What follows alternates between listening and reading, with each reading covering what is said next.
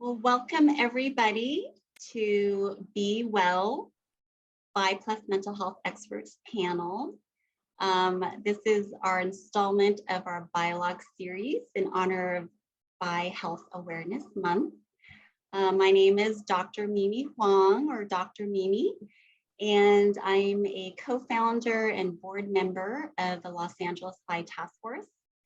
And I will be moderating our lovely panel for today. A little bit about me, in case you didn't know, I am a licensed clinical psychologist by trade with over 20 years of experience in the mental health field. And I currently work at Loyola Marymount University as a staff psychologist and also as a clinical supervisor at Airport Marina Counseling Service. And I'm a consultant and trainer providing continuing education for mental health providers on issues of diversity and intersectionality. So obviously this topic that we're talking about today is very near and dear to my heart. And I'm probably going to be geeking out. But I'm just so pleased that you are all here. And, you know, by mental health awareness, Bi Health Awareness Month, a little bit of history on that is it is a campaign that is created by the Bisexual Resource Center. And the LA Bi Task Force has been a partner of this campaign every year since 2014, which is when this started. And you may or may not know, but Bi Health Awareness Month came about after the Bisexual Community Roundtable at the White House in 2013, which I attended. Which is where we presented for the first time as national leaders on different stats around bi health, mental health, intimate partner violence, and other issues facing our community. And we realized such staggering health disparities that was facing our community. Some of the stats that have come out are Bi plus people have higher rates of depression, anxiety, eating disorders, substance abuse, and suicidality than gay and lesbian people who have higher rates than heterosexual people. Bi plus people are also less likely to be out to most of the important people in their lives compared to gay and lesbian people. And Bi plus people are also less likely to come out to any healthcare provider compared to gay and lesbian people. Now, if you've seen the LA Bi Task Force's Bi Community Needs Assessment, which we did in 2015, we saw that the participants in our study, about 72% of them were out to their mental health providers. And on their experiences of coming out to their mental health providers, it was about a 4.1 out of 5, which is okay, but not excellent. And we saw a lot of comments around biphobia, around ignorance from their providers if they were out, if they did come out to them. And also they shared a lot of the reasons about why they were not out. So, you know, we're going to be discussing a lot more of this today, which I'm, you know, very excited about. And this year's theme for Bi Health Month is connections, which I think is just such an important theme and so integral to mental health. And it's also a big part of the LA Bi Task Force's mission around educating, cultivating a Bi plus community in greater Los Angeles and beyond. So just one last thing is, you know, we have a lovely panel full of therapists and psychologists today, but none of this is therapy or to be used as a substitute for therapy. We will be talking about finding a therapist during our discussion, but I just wanted to put that little caveat. And if you haven't already, make sure you're on speaker view, and that way you can see all of our lovely panelists together. All right, well, without further ado, I'm gonna start introducing our wonderful and talented panelists. I'm going to start with Tangela Roberts. Dr. Tangela Roberts is an assistant professor of counseling psychology in the Department of Counselor Education and Counseling Psychology at Western Michigan University. She researches LGBTQ issues, mental health and college student development, and international psychology concerns. Her research focuses on improving the lives of LGBTQ+ people of color by studying issues relevant to LGBT and racial experiences, such as intersectional health and wellness, sexual minority stress, and resilience.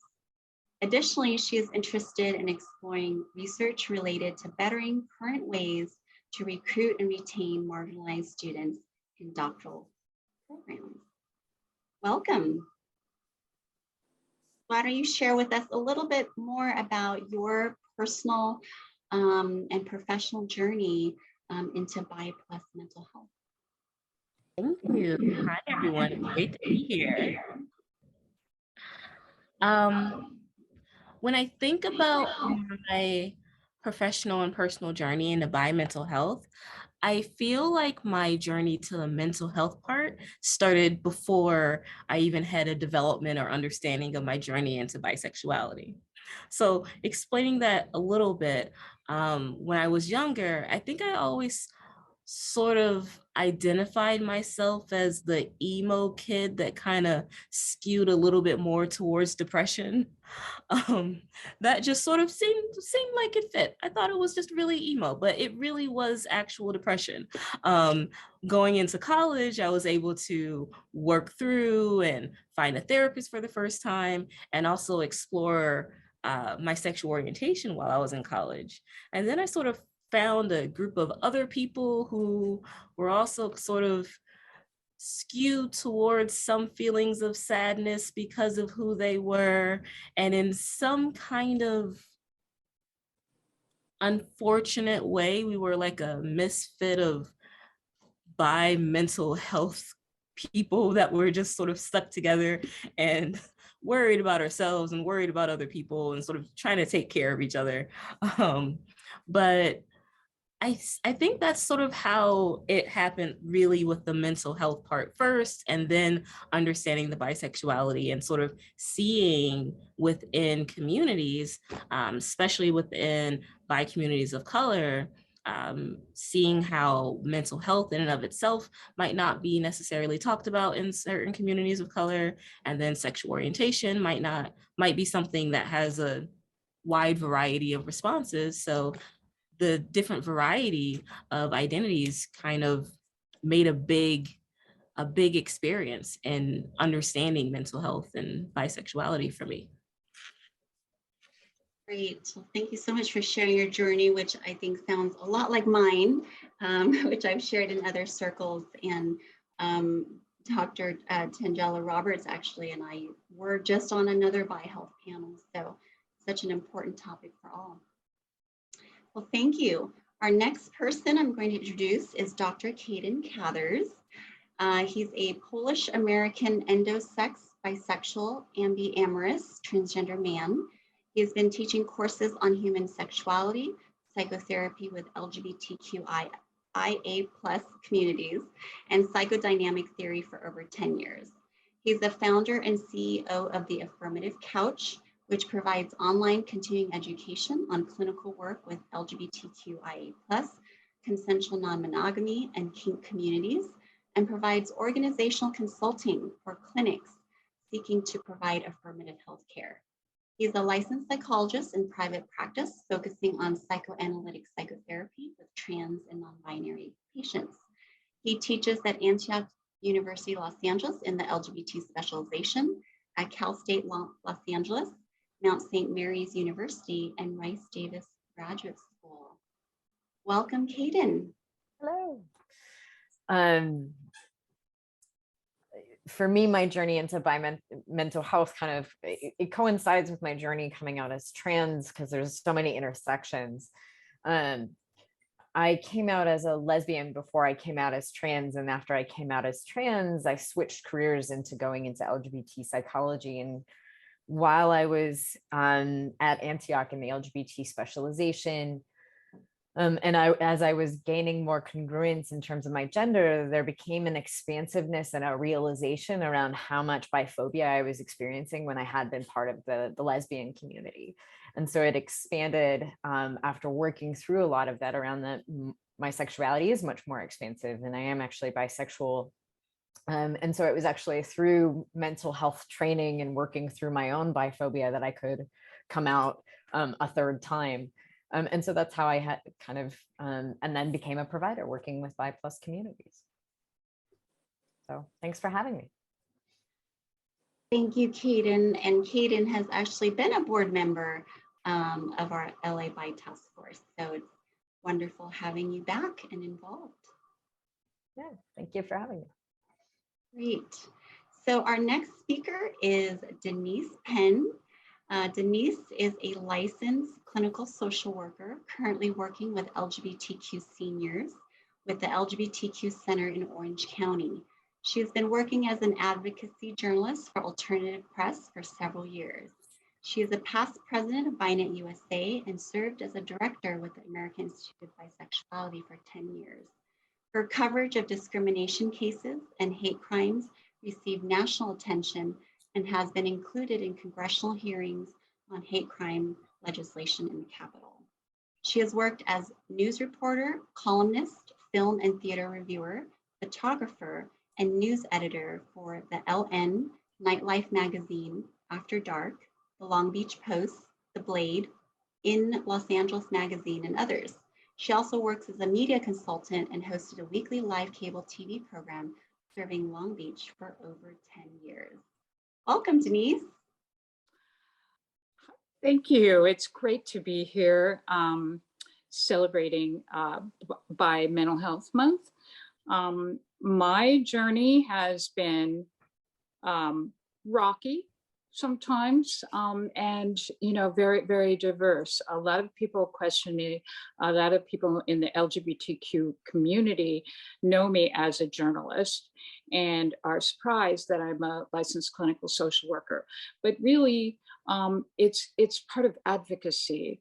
The journalism is really a part of advocacy, and I was able to write about bisexuals and about bisexual discrimination in particular as a journalist. But most recently and currently, I am working with seniors at 55 plus at the center in Orange County, and that is fascinating.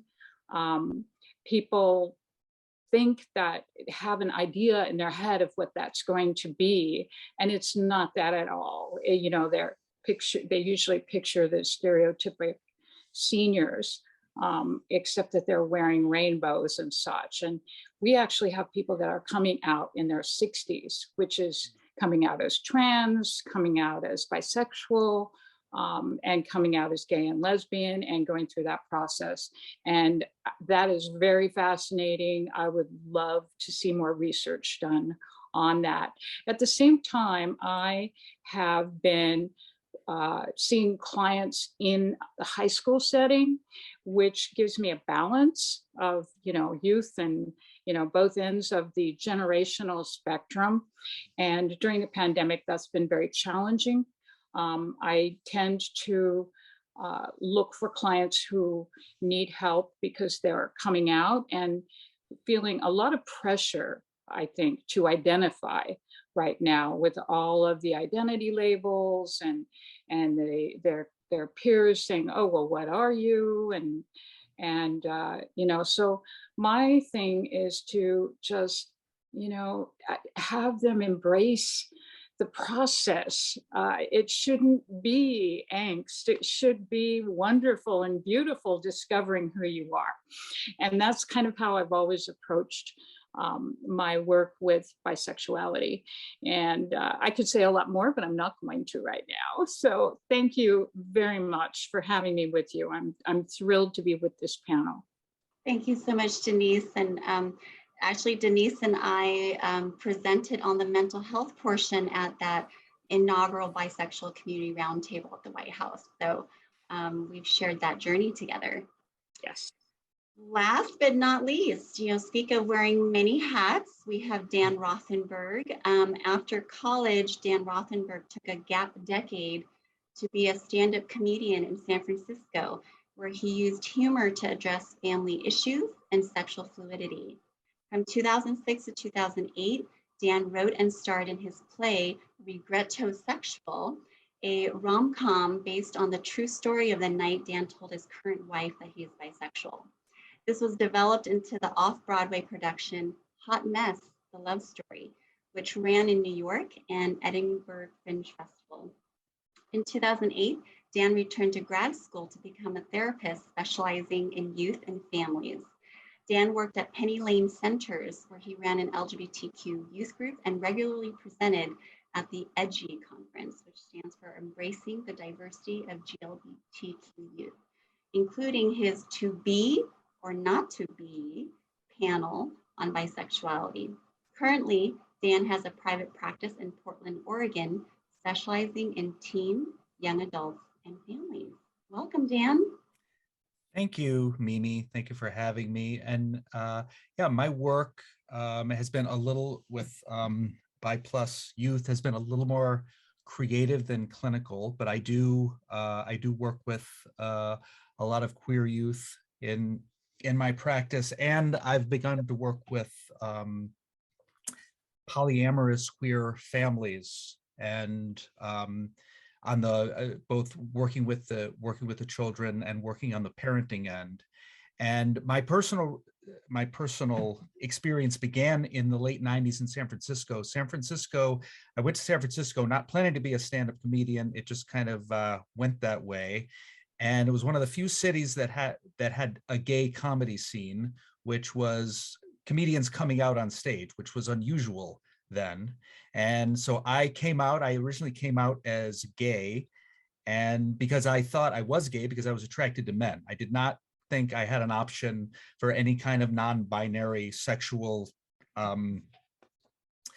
sexuality. And there was a lot of dissent, and I think still is certainly within the male gay community towards bisexuals. Bisexuals were considered gay men that had not fully come out, and it was very common to just verbally come at you and say and be critical about it. And I found that when I started to come out as bisexual, both on and off stage, people had a reaction to it. My friends changed a little bit, my comedian friends, my gay friends. It was difficult. And it's funny, the theme of connection is so important, because it remains a challenge in my life and a lot of clients I work with, just feeling connected, having a community, talking to other people that have experienced coming out as bisexual. I think it's a unique experience. And it's not just, when I came out, it was all painted with the brush of gay. And in other words, the coming out process, people didn't understand what that experience was like for a bisexual. And so finally, I was struggling creatively. Then I wrote the play, which was the true story of me coming out to my now wife, and what that coming out process was like, and the play developed, and I eventually returned to school. And now, something I just want to share, I don't want to take up too much time, but I have a number of clients. I have 3 clients currently who found me through my comedy. So if you Google, I swear, if you Google, awesome. Yeah, it's bringing my worlds together.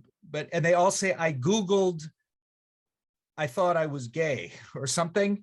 And it goes to this article in Details magazine, which was written on me in like 2008 or something. And in talking to them, they're usually men just desperate for connection, because while I've also worked, there is a generation gap. I've worked with a lot of youth in high schools, and there is more inclusion, and there is more ability to come out as non-binary sexual identity. But at the same time, it's still challenging to be bisexual. There tends to be a lack of resources, societal understanding. And when these clients call me, they're happy to talk to me just because I'm someone who can relate to them. So it's almost as though they're just looking for connection. Yeah, well, absolutely. Bi men just receive so little support in society. So we really appreciate you being here, sharing your comedy, your therapeutic experience. And Dan has actually been one of our MCs for our Bi Arts Fest in the past, using his comedic chops. Yeah, So. I miss that very much. Yeah, well, welcome everybody to our panel. So I'm going to just jump right in because we just have so many questions, and I'm hoping I can get to all of them, but it just sort of depends on the time. And anyone on the panel can jump in, but the first question is, so I mentioned the research, right, that's been showing all these different health disparities, and that bisexual, pansexual, fluid, and queer people face higher risk of these different mental health concerns. Are you seeing this in your line of work? And what do you think are your insights into the causes or contributing factors of these mental health disparities?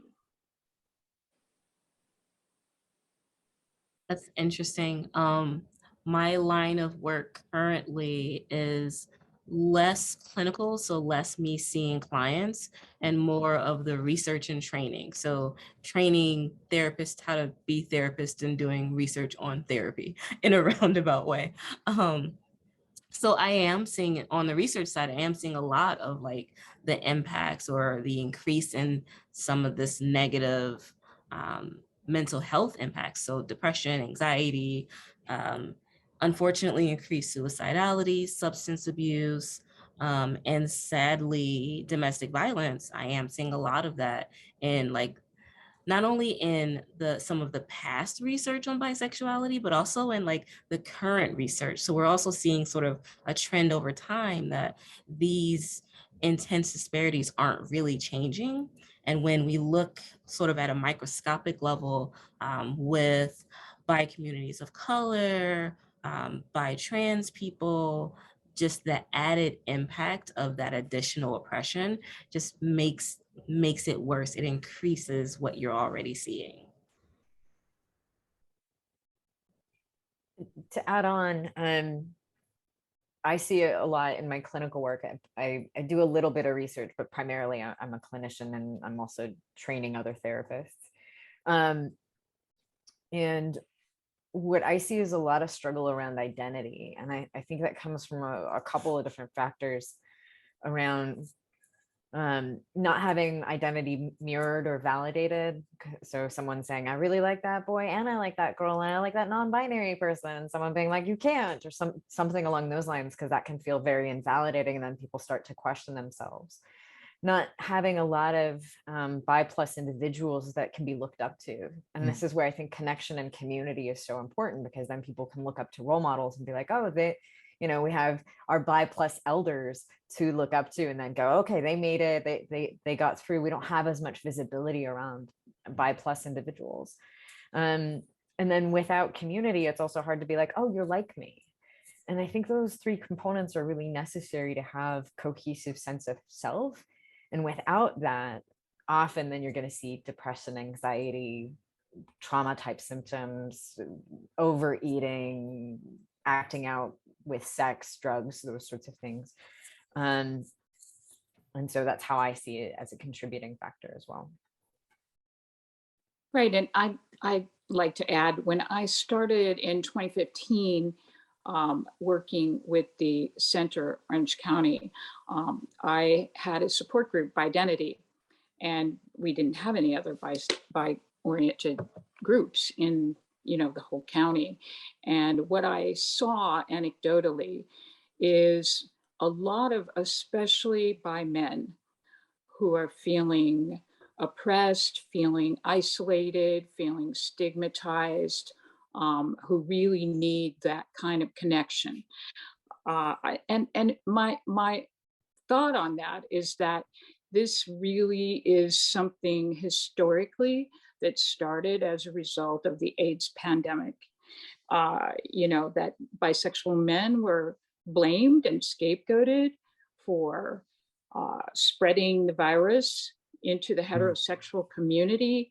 There were all kinds of myths and stereotypes perpetuated, and bisexual men were seen as predators and sex maniacs. And I think that has not totally dissipated. And still, our group is on hiatus, obviously the last 2 years, but I still do get calls from bisexual men, especially, who are really needing support.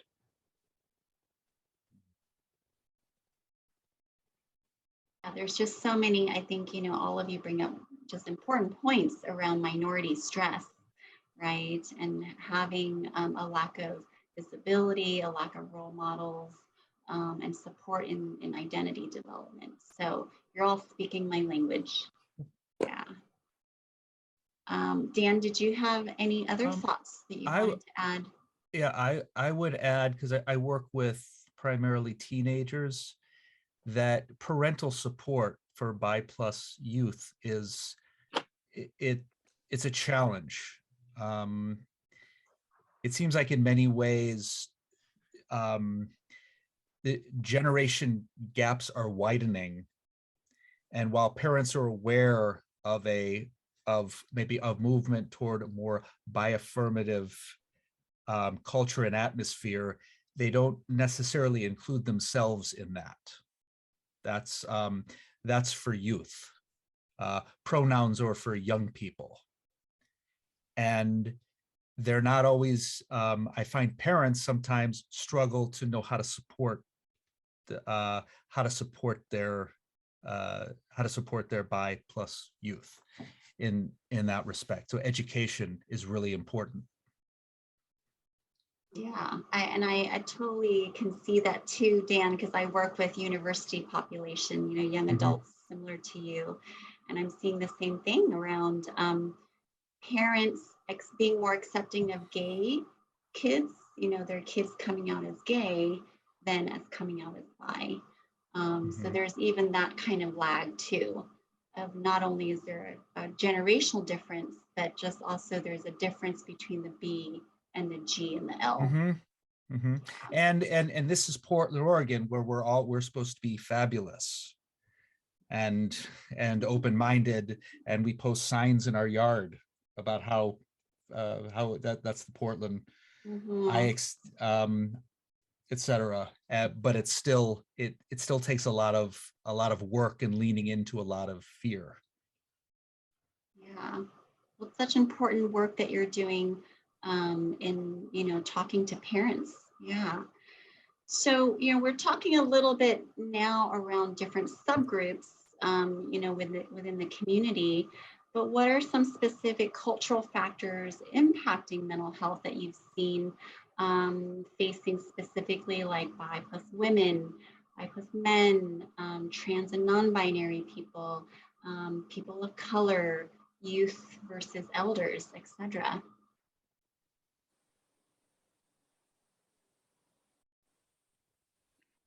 Well, I'm going to jump right in, and I'm going to say, because, I do follow politics closely. I think that there has been a tremendous impact on our mental health overall because of the political climate. And certainly now with, the Florida, you don't say gay, and, don't say bi either. That will come next, is what I'm thinking.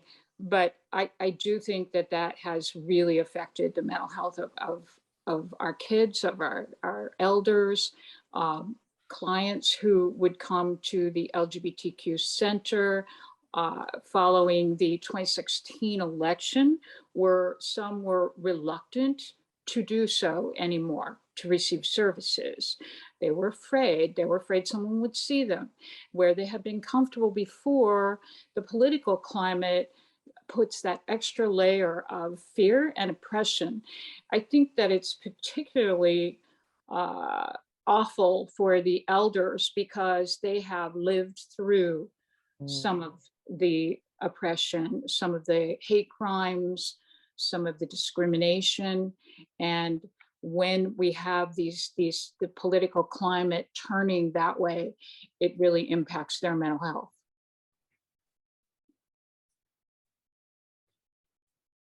I work primarily with trans and non-binary folks. And so what I often see is that kind of there's a different kind of bisexual erasure of that. We talk about bisexual erasure all the time in terms of people not necessarily knowing your sexuality depending on your partner. But because trans is in the news so much, the trans or non-binary identity ends up overshadowing the bisexual identity when the sexuality may be more salient for someone. This is where a lot of people, just see me as trans and they kind of forget, oh, right, like I'm also bisexual. Like people often kind of forget about that part. And so there's this erasure. And I think part of it is because it is a hotter topic in terms of the news in some ways. And just it's another way that bisexual erasure is happening, particularly with trans and non-binary folks.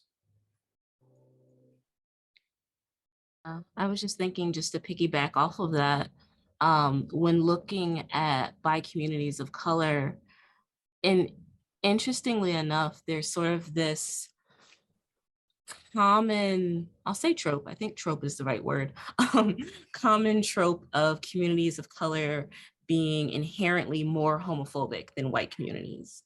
But what a lot of the research is finding is that it's not that communities of color are more homophobic. What we're actually finding is that there's more of a protection being in communities of color, because the community and the family and the culture has so much of a protective impact from racism and all of these other external factors that actually it's more of a protective factor than a detriment.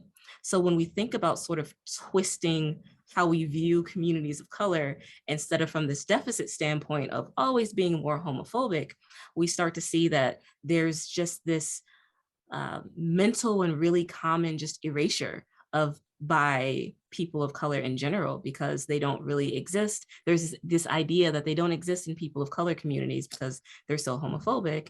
And then this sort of idea / somewhat accurate perception, depending on what part of the United States you're in, of larger LGBT communities, larger bi communities being really, really white spaces. And so parts where bi people of color fit in, they're not really having that. And so that can really, really impact some of those mental health disparities that we were talking about earlier.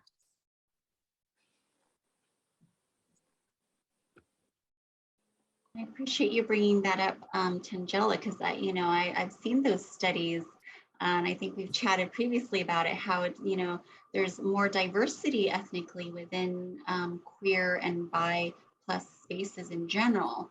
But when we go to see, we actually are there at community groups, sometimes that's not really reflected. And so who's showing up to these community spaces versus who is identifying? There might be some subset there. Definitely. Yeah. And I think, Denise, you bring up about, the elder community, and, so often I think we forget to talk about our elders within the community, the Stonewall generation, as I've learned recently. But, there's definitely a lot of vulnerabilities around not having as much support amongst peers, amongst family members. So these are just such important things to keep in mind. Right, thank you, Mimi. And it's very difficult for bisexual elders. The intensity of denying the label of bisexual becomes more. I had a client say, it said, okay, now you should have figured it out by now at your age. Really? No, I'm bisexual. That's how they put it. And the elder LGBTQ seniors in general tend to not have adult children to care for them as they age. And even some of them that do and who are coming out during the pandemic were fearful, actually, staying with family members who did not accept their identities. So it really is a very vulnerable population. And I could just add, what I see in bisexual men is just a lot of isolation, not necessarily just, and it might just be when it comes to identifying and talking about one's sexuality, but that's, that isolation does stick. And to be honest, I'm even reflecting on my life right now. I often don't get the opportunity to come out, and it has an effect. It wears on your self-esteem, your sense of who you are. We all want to talk about our sexuality. For instance, a straight male doesn't think about it as talking about their sexuality. They just think about it as talking about girls. But that's what you're doing. I mean, that's how we all know we're okay, that we're not that we're not different, that we're not a freak, is to sit down and talk to someone about who you are and who you're attracted to. And it does go, and again, I have these men that call me, and it's even my experience. I could go months and just not connect with anyone on that level, because people tend to take often coming out as bi as sort of TMI, okay, whatever, I didn't ask. And so it's challenging and isolating. I think a lot of hetero folks don't realize they're flaunting their heterosexuality all the time, right? When they talk about, their partners or what celebrity they're crushing on, that's talking about your sexual orientation. Yeah.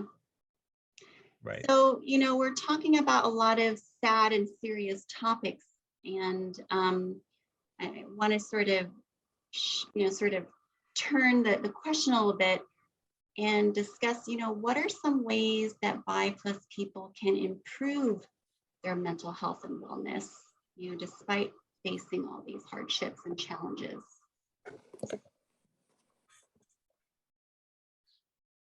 I think a big thing is actually just prioritizing health and wellness. I really love the analogy of that there's a jar, and if you put a bunch of sand in it, then it's full. But if you put in rocks first, and then you put in the pebbles, and then you put in the sand, then you actually get to put in the rocks. And often we live in a culture that is you fill it with all the sand, all the busyness, all the work stuff, responding to emails, blah, blah, blah, blah, blah, blah, blah, and forget you. And then add when you're coming from a community that's already being erased, it makes it easier to erase yourself and not put that rock in. And so what those rocks are different for everybody.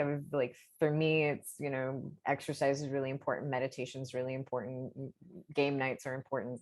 Other people will have different rocks, but it's really around identifying those rocks and then putting them in first. Then all the other stuff can go in. You can't put it in after.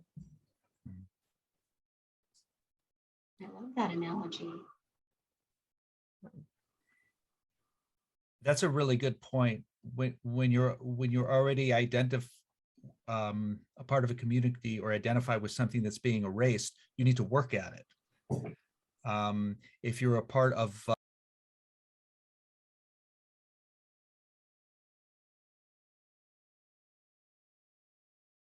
the beginning, everyone started socially isolating and social distancing. It was interesting that it even called social distancing rather than physical distancing, because that's what it really was. We can still socially connect. We just, have some distance between us.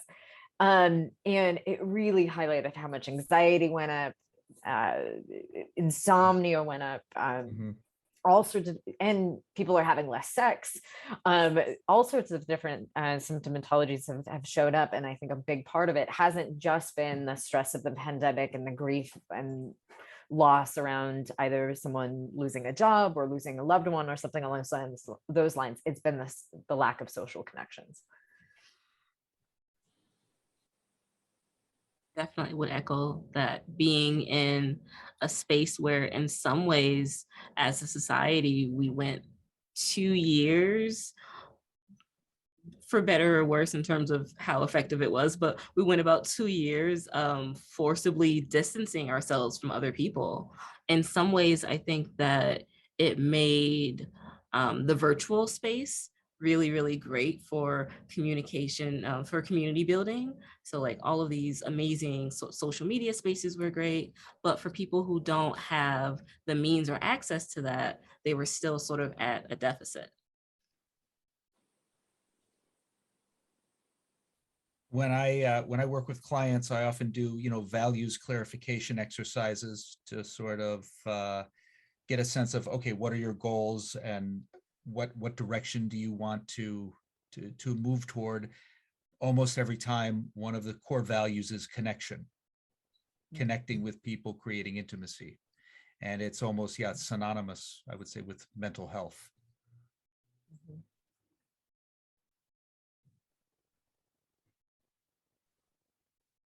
Absolutely. And that's why it's so important for us to be in community today, right? Just even connecting as by therapists and psychologists. So let's talk about more about that, psychologists and therapists. So why is it important to find a bi plus affirmative therapist?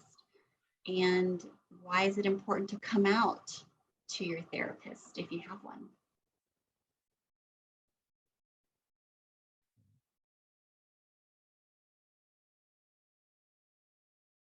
My former analyst once said to me, this is going to be the most intimate relationship you ever have. And I was like, what? Not my, future partner or whoever. I was single at the time. And she was like, nope, this is going to be the most intimate relationship because it's uneven in the sense of she knows more about me. And I can share no holds barred, because with a partner, maybe I share, something that I know would be, activating, and then becomes the thing of, oh, nope, that's too much. That can't handle that. Right. And leaves. Whereas a therapist, you do share more because there is, you can share more because it is an uneven relationship. There's more unconditionality in it. Whereas there is conditionality with romantic partners. There is conditionality with friends. And that's why it's important, because you have to bring your whole self in order to help yourself integrate. And that's your therapist's job. I think it's really vital to have a bi-sensitive therapist. When we did town hall meetings and invited bisexual identified people, bi plus people, to talk about their experiences, some of them shared experiences with therapists that really weren't necessarily negative, but weren't as helpful as they could be. For example, if the therapist really does not understand that that being bisexual is just who they are, maybe they're coming to therapy for something else. But therapists will zero in, oh, you're bisexual, you must be having a problem with that and want to work on that. And maybe the client really wants to talk about work stress or relationship, and being bisexual is just happens to be who they are. That's not really a problem.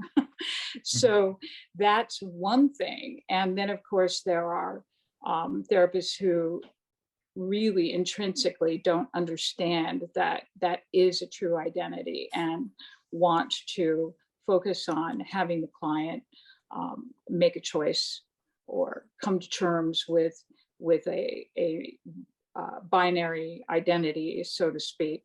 So that's very difficult. Another thing that I've come across as a problem with therapists now is that since the conversion therapy is not something that is even allowed in the state of California, it should be not allowed in the whole country, but that's another issue. The the therapists who want to do conversion therapy, it's code. You go to the yellow pages and they sometimes list themselves as Christian therapists, and that's really code for bring your child to me and I will change them, which is terrifying. And it's also really unfortunate for Christian bisexual folks that want to have an integration of their spiritual or religious identity with their sexuality. Exactly. It's funny, I'm hearing this and I'm thinking from sort of the training side, and like knowing that psychology and therapy has had a really long history of probably not being the best. That's a nice way of saying it. We've had a checkered past. Yes, we have a very checkered past with marginalized experiences. And even with that, hearing, about the ways that people are seen to get around conversion therapy, I think that makes it more important to find and ask about your therapist being bi-affirmative, because there are bi-affirmative therapists out there. There are people training and people learning and taking continuing education credits to be more affirmative, but there also are people who might not have the same goal. And so with therapy, I tend to think of it as like you're hiring a helper, so you can also fire that person if it's not the right fit for you. When I'm training my students on how to be a therapist, I tell them, please tell your clients that it's perfectly fine to fire you, because at the end of the day, the goal of therapy is to get to the point where you don't really need me anymore. So, yeah. Absolutely. And I think this kind of leads to my next question here is, how do you find a bi-affirmative therapist? Like, what are some tips or tricks?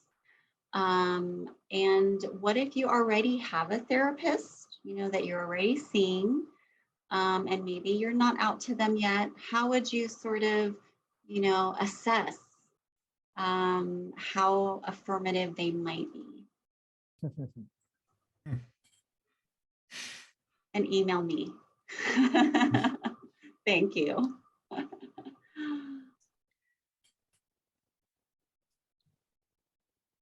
I think that goes to, again, community.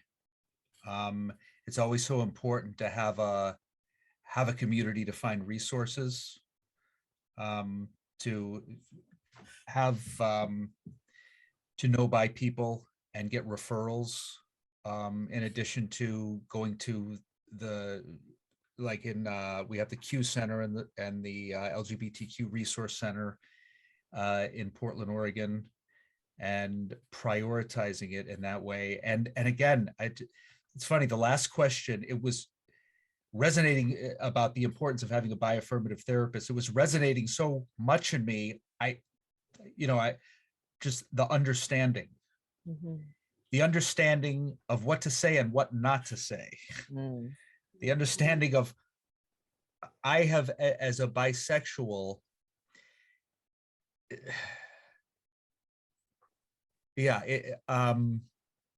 just getting it, mm-hmm. which can so often unspoken. Mm-hmm. And the difficult thing is that we're in a mental health crisis, and there's a shortage of therapists, and everybody's doing therapy for everything. And that has been particularly, not to get negative, but that's been really difficult for, I think, everyone. And I know young people I work with, parents and young people are taking any therapist they can get. And sometimes that specialization is so important. Mm-hmm. Right. And when you look at listings that insurance companies have, and magazines like Psychology Today, some therapists list themselves as being LGBT affirmative, but that doesn't necessarily mean that they're bi-affirmative. Mm-hmm. And so it's very difficult for a client to just go to a list and find somebody. I always encourage them to to interview the therapist and ask, you know, have you worked with bisexual clients before?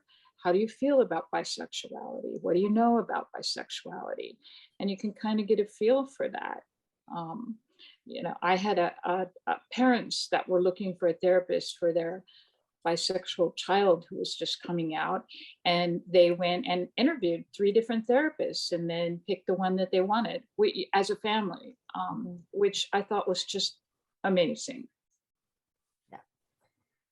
And Psychology Today allows therapists to click far more boxes than some other of the therapy directories. So there's also inclusive therapists, and they're a little more gatekeeping of which therapists are allowed on there, A, and then B, how many checkboxes they can have. So it tends to be that you can't just check every box there. There's also Therapy Done. That tends to be another decent one. There's the National, Queer and Trans Therapists of Color network as well has a directory. And so that's another one to check out. Yeah, thank you so much for sharing these resources, Caden. And, you know, Denise, you bring up an excellent point around therapists that say they're LGBTQ affirmative. That might mean they're gay affirmative, right? And just because you're gay or lesbian affirmative doesn't necessarily mean you're bi or queer affirmative, or trans affirmative, you know, by that matter. And it's important, I think, to have some kind of procedure process for which, you know, therapists can actually say that they're affirmative. And that's why for my list that I have, my bi-affirmative therapist referral list, I do require that clinicians take at least one bi-affirmative therapy course, right? Yeah. These are such important points. And therapist shopping, I highly recommend that. You know, people shop around for cars or apartments. Why not shop for your therapist? Another way to think about it is not that you should date your therapist, but it should have a feel, right? Like on a first date, you get a vibe for someone that it's a good match. Therapists need to be a good match, but don't date your therapist. Yes. Therapy never includes sex. It never does. Yes. But yes, you should definitely feel comfortable with your therapist. So speaking of self-care and wellness, share how you practice, you know, because therapists, you know, we have to also take care of ourselves. We got to put that oxygen mask on ourselves first. I always tell my interns that. So how do you all personally practice self-care?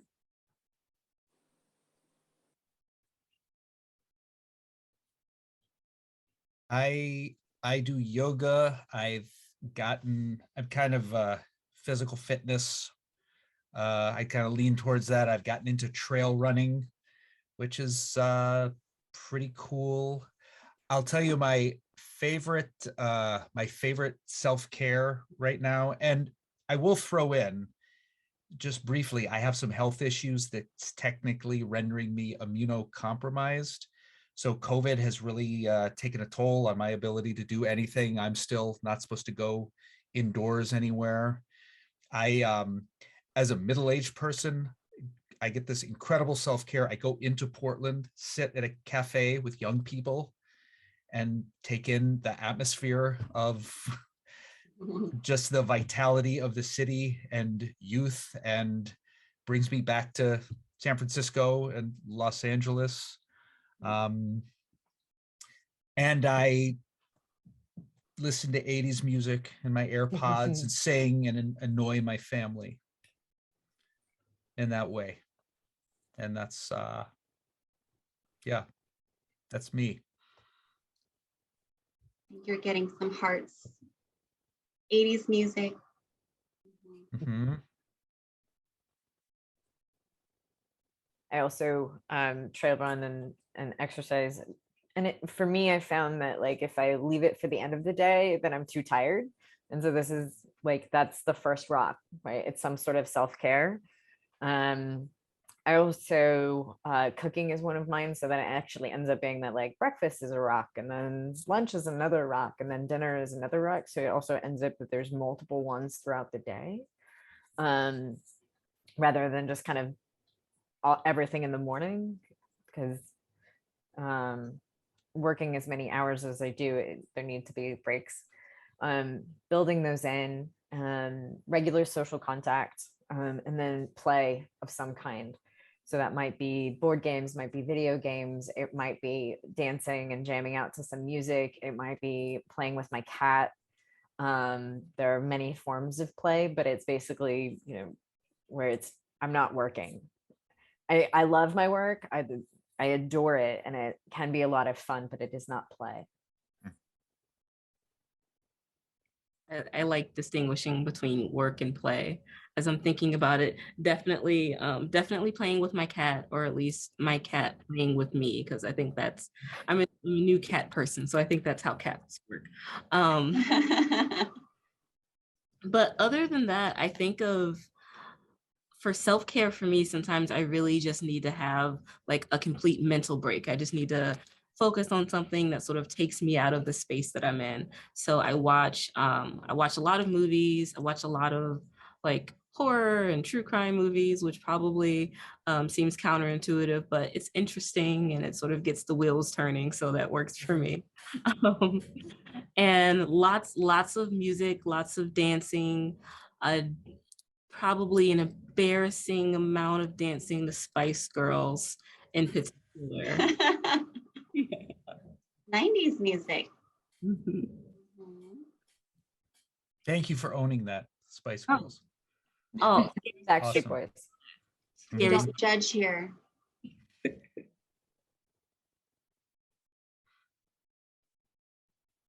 What about you, Denise? What do you do for self-care? I'm trying to think of that. What are your rocks? Well, I have cats too. I think pets are extremely important. You know, whether it's dogs, cats, guinea pigs, whatever, but yes. And so I hang out with my cats and just veg, you know, that's really it.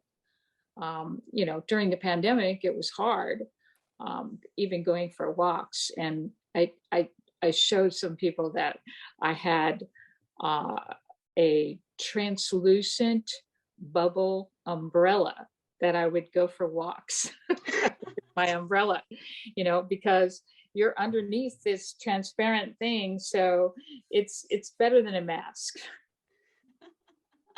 You're literally in a bubble. Yes, yes. Have you ever run in one of those bubbles? Like That sounds fun. they also have that bubble soccer. It's so much fun. Sounds fun. Yeah. Seen that. Yes. Buy bubbles. That's what we need, right? They could be pink, purple, and blue. Yes. Yeah. Well, you're all inspiring me. You know, we have cats too, 2 cats, and they're just so adorable and provide endless hours of entertainment.